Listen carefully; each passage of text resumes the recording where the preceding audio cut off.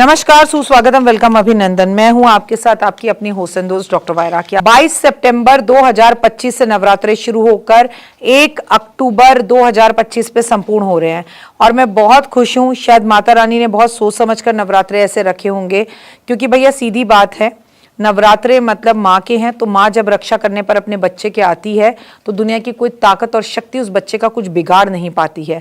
तो माँ आ रही है, 9वां महीना है, 9वें साल है, 9वीं एनर्जी है, तो हम सबको डर भी लग रहा है। बात कहूँगी, माँ को ये भोग लगाओ, वो भोग लगाओ, इससे कुछ नहीं होता। चाहे आप रोज माँ को पतासे का भोग लगाओ, पर भाव से भोग लगाओ। जब भोग लगाओ तो ऐसे लगाओ जैसे अपने बच्चे को, अपने पति को आप भोजन खिलाती हैं, आपके अंदर भाव विभुरता आती है। वैसे किस दिन माँ को, किस स्वरूप को क्या भोग लगाएं? पहले दिन माँ शैलपुत्री को भोग लगाएं। माँ शैलपुत्री को गाय के घी का बना हुआ हलवा, रबड़ी का भोग लगाएं या सीधा घी का ही भोग लगाएं। और मैं हमेशा आपसे कहती हूँ कि माँ शैलपुत्री को नारियल और मिश्री का भोग भी जरूर लगाएं। माँ के दूसरे दिन माँ ब्रह्मचारिणी को भोग लगाएं। माँ ब्रह्मचारिणी का जो भोग है वो शक्कर पंचामृत शामिल जरूर करें। इससे जातक की लंबी आयु होती है। और माता पार्वती की पूजा पूरे 9 दिन जरूर करें। चाहे आप किसी भी तरह से माँ दुर्गा की पूजा करें, पर शिव परिवार पर जाकर अगर आप सब कुछ अर्पण कर दें और माँ दुर्गा के मंदिर ना भी जा पाए तो चलेगा, लेकिन आप माँ दुर्गा के मंदिर जा रहे हैं और शिव मंदिर नहीं जा रहे तो कुछ अधूरा रह जाएगा। अगर माँ के तीसरे दिन की बात की जाए, माँ चंद्रघंटा को भोग लगाएं, दूध से बनी हुई चीजों का भोग लगाएं और हो सके तो इसमें आपके लिए धन के लाभ और रास्ते खुलेंगे। लेकिन जो भी भोग लगाएं खुद भी खाएं और जरूरतमंद लोगों में बांटें। चौथे दिन माँ कुष्मांडा को भोग लगाएं, 5 तरह की मिठाइयों का भोग लगाएं और आप माँ को गुड़ का भोग लगाएं, जो कि माँ कालरात्रि को भी लगाया जाता है। 5वें दिन माँ स्कंद माता को भोग लगाएं, केले का भोग लगाएं। 6ठे दिन माँ को जो है माँ कात्यायनी को अगर आप भोग लगाएं तो शहद का भोग लगाएं।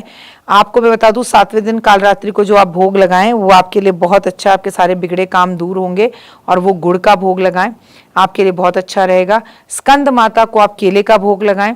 मैं आपको फिर से बता रही हूँ कि घी का भोग आपको लगाना है शैलपुत्री को, चीनी का भोग लगाना है आपको ब्रह्मचारिणी को, दूध से बनी हुई चीजों का भोग लगाना है चंद्रघंटा को, और आपको जो सबसे ज्यादा मिठाइयों का, जो दूध से बनी हुई मिठाइयाँ होती हैं उनका भोग लगाना है आपको माता किसको, कुष्मांडा को, और केले का भोग लगाना है माँ स्कंद माता को, कात्यायनी माँ को शहद का भोग लगाना है, कालरात्रि को आपको गुड़ का भोग लगाना है, और आपको माँ गौरी को नारियल का भोग लगाना है, और सिद्धिदात्री को हलवा छोले पूरी का भोग लगाना है।